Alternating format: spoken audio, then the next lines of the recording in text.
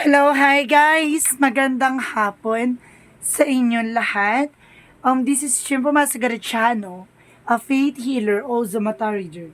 So ngayong hapon na to, tingnan natin ang nagsasabihin sa inyo ng ating mga gabay. This is Archangel Michael messages for the sign of Leo. So Leo, welcome to my channel. Ano kayang messages, advices ng spirit guides ang ating masasagap for today's video?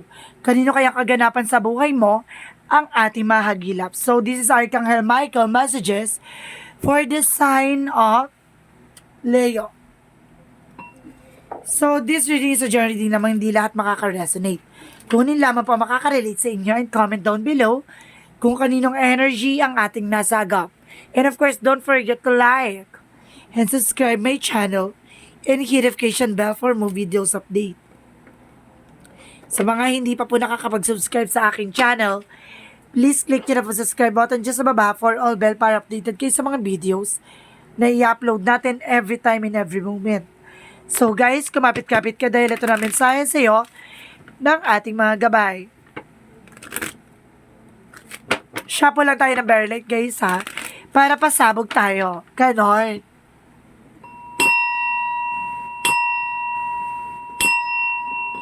Ano kaya kaganapan sa buhay mo ang ating mahagilap, di ba, Ti? So, ano na ba? Charis.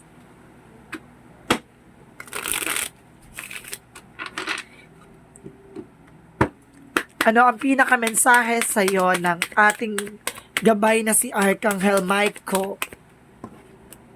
Innocence. Ti, may pagka-inosente ka dito, Ti. Inosente daw. And of course, there's a God is in charge. Mukhang ginagabayan ka dito ng ating Ama, no? Or ng ating Panginoon. And of course, have confidence. O, ibig sabihin, kailangan confident. Diba? Hindi pwede yung, duwag-duwag kineso. So, let's see what is the messages for you.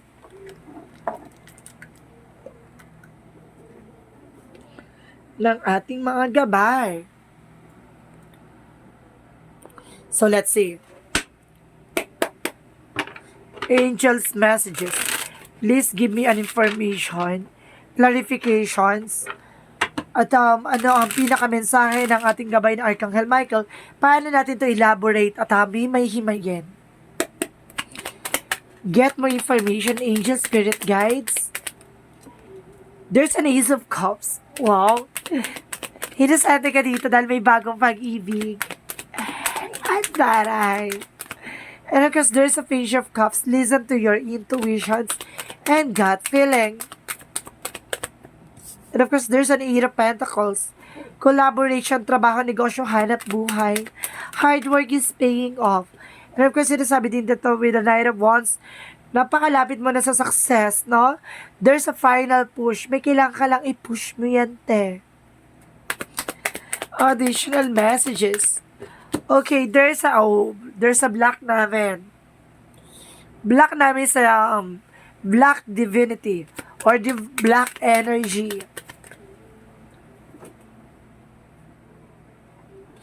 And of course, Four of Pentacles. Siguro parang nagkakaroon lang abuso dito about sa finances. No? Kumbaga kailangan hinahinay daw sa paggastos. O may nagbablock dito sa'yo ng negative energy para yung finances mo tuloy-tuloy yung gastos. May gumagawa ng black magic sa dyan. What is the Ace of Cups? There's a Six of Wands. There's a victory and success about sa love life. There's a new romance. Some of you, if you are single, may bagong pag-ibig. Kung ikaw naman ay may asawa, so mukhang muling babalik ang tamis ng pag-ibig. Or, pasabog. And because there's a white naman. Taray ha. Kasi there's a white and black. Ibig sabihin, balance eh. No? Kumbaga nila-recognize dito na makinig ka sa intuition mo, hindi ka ipapahamak nito. What is the Eight of Pentacles? There's a Knight of Cups. There's an offer, proposals. promotions, new job, new email, new messages. And of course, there's a Queen of Pentacles. Be practical, no? Maging practical ka. There's a, I told you, black namin na magician. May gumagawa sa'yo ng black magic dito, Tiha. What is the Four of Pentacles? There's a Wheel of Fortune. Ay, pasabog, may turning point dito na mukhang makakaipon ka na malaking halaga at mukhang magkakapera ka na malaking halaga. Sinasabi sa'yo dito na proteksyonan mo yung grounds mo, ang iyong finances, no? Mukhang umikot na yung kapalaran, yung swerte, tuloy-tuloy ang pasok. Tuloy-tuloy sana ang pasok ka sa may black magic, ha? Some of you, kung kayo dito, guys, nakakaramdam ng black magic, baka inosente kayo dito, kaya pala may inosente. Siguro hindi kayo aware. No, kala nyo normal yon yung panay gastos, kumbaga tuloy-tuloy yung gastos, tuloy-tuloy yung, alam mo yung some of nowhere, biglang may pagkakagastosan ka, may dumating ng pera, tapos pagkakagastosan na malaki. No, kumbaga, sinasabi dito na awakening or wake up call sa inyo na may gumagawa sa inyo, you need to take an action. Kaya pala God is in charge, kumbaga, binibigyan ka na sign on synchronicities ni God na makinig ka sa intuition mo. No? Okay, what is the Ace of Cups and of course the Six of Wands? There's a Chariot card, there's a movement, taking actions. At the same time, meron dito Three of Cups. There's a celebration, Two of Cups, sorry. There is partnership. Taray. Meron divine masculine and divine feminine dito na sinasabi sa dito makinig ka sa intuition mo. And of course, sinasabi itong offer na to, matatapos na yung problema mo about sa finances. What is the Knight of Wands and the Queen of Pentacles? Okay, there is a Queen of Cups for healing. And of course, the Lovers. And of course, the Seven of Wands. Ibig sabihin dito, protectionan mo yung love life mo at magkakaroon ka daw ng healing. About sa black namin and the Magician. And of course, there's the Hangman. I told you, ginagawa niya na stuck or pause. No? Para bumagal sa iyo yung takbo ng finances, gano'n. Kumbaga sinasabi sa'yo dito, protectionan mo yung grounds yung dalawa ng asawa mo o partner mo. Ginagawa kayo kaya nagkakaroon ng sala sa lamig, sala sa init. What is the Four of Pentacles and of course the Wheel of Fortune? And of course there's a Seven of Pentacles. Harvest time. Kapag nakuha mo to at nakuha mo para na protection mo yung sarili mo, kumbaga nandito na, tuloy-tuloy na yung finances. Walang patid to. Umikot yung kapalaran with turning it to your favor. Na-delays man yan, pero yung tuloy-tuloy na papasok, te. Magkaroon ka lang ng confidence sa sarili mo. And of course, there's a Seven of Cups. Sinasabi sa'yo dito na maraming opportunity. Huwag mong sasayangin, ha? Kumbaga, pag dumating to, i-grab mo na. Huwag ka nang tatama rin, no? And of course, Four of Cups, re-evaluate. Analyze, visualize. Galingan mo. And of course, the Three of Pentacles, collaboration, teamwork. Ganun siya, Tiha. What is the Love Oracle card? Okay, there's a soulmate. Soulmate kayo nitong partner mo. At the same time, there's an I like you. Toroy, bet na bet ka nitong tao na to, ha? Masabog ka dyan.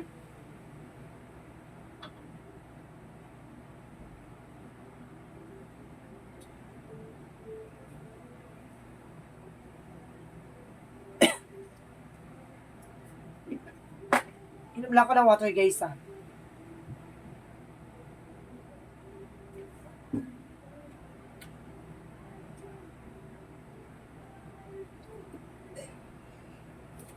Ayan.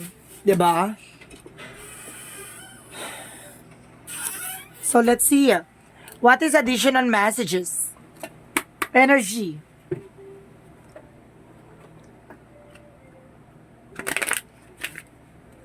Pasensya na po kayo at late tayo nakapag-upload. Kasi, naging busy lang ang lola nyo. At the same time, pinahinga ko lang natin ang ating bosses, no? Medyo ngarag pa nga tayo, masyado talagang hectic ang ating schedule. And of course, sinasabi dito, door to value, no? Kumbaga, may malaking pera talaga dito na involvement. May malaking pasabog sa'yo. Ang ating angel spirit dito, at the end of the time, magkakaroon ka daw ng harvest time. Inosente ka dito, hindi mo to namamalayang biglang papasabugan ka ng eksena. Okay, other messages.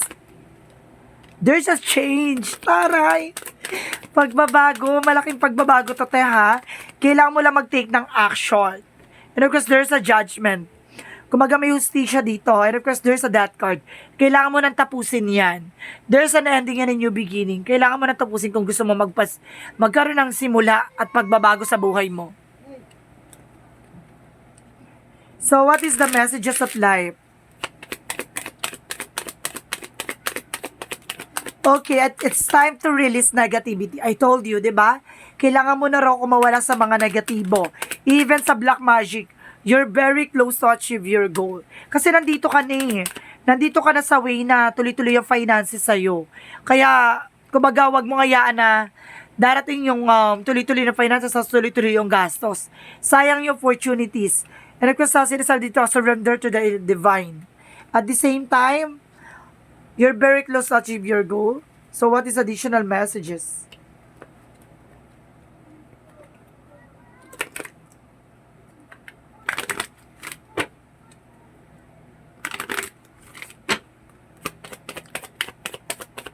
Sensitivity. Kailangan sensitive ka sa mga bagay-bagay, lalo-lalo sa paligid mo. No? And of course, sinasabi din dito, guys, there's a body works, no? Kailangan nyo ng massage. Okay, what is additional chakra? Chakra messages.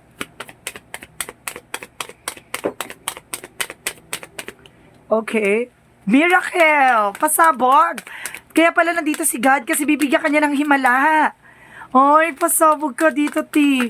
Kaya pala sabi ni Archangel Michael, God is in charge. Kasi may himala. Pasabog.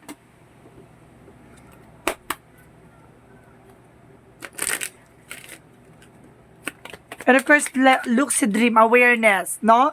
Ito yung opportunity na rin, pero kailangan mo maging aware. And of course, there is a gift. No, you are being gifted. Maaring may spiritual awakening or maaring magkakaroon ka ng spiritual activation or meron ka ng kakayanan. No, it's either may third eye ka na.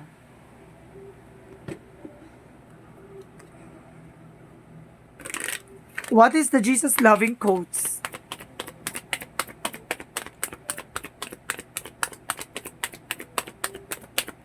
Sinasabi dito, do shall love the Lord your God with all your heart, with all your soul, with all your mind. Ibig sabihin dito, mahalin mo raw si Jesus Christ ng buong buo, no?